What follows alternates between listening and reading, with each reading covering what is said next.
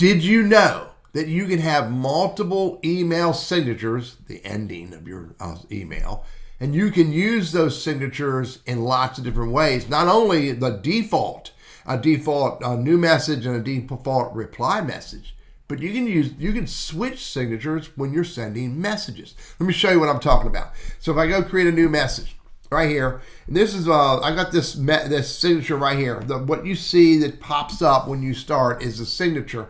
But look right here. Here's the pencil, this insert signature. I can click on that right there, and I can choose no signature. I can also come over here and I can say, let me choose the default.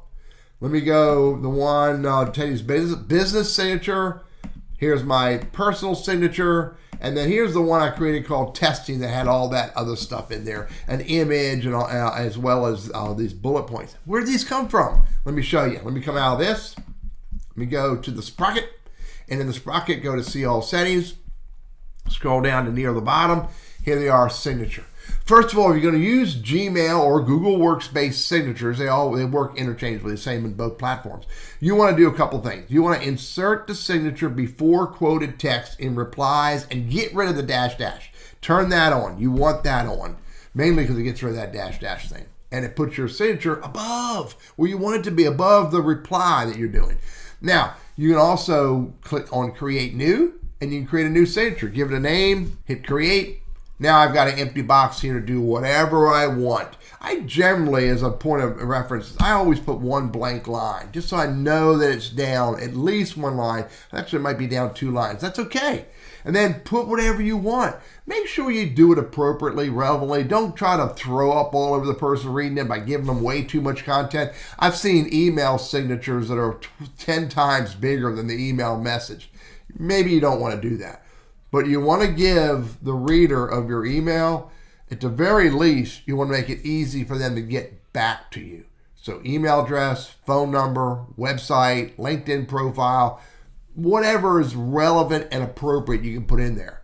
And then, when you do that, this is what it's going to look like. There's my business one. There's my personal one. This is the one called testing, which was pretty, feature lots of stuff in there.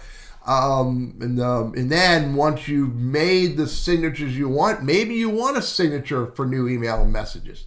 Maybe you want a signature for replies. And if you do that, you can change which one. Signature defaults for new emails and signature defaults for replies or forwards. And you can change those and make a decision which one you want to use for those 2 scenarios. And once you've changed it and set it all up the way you want, you got to remember to always come down here and hit save.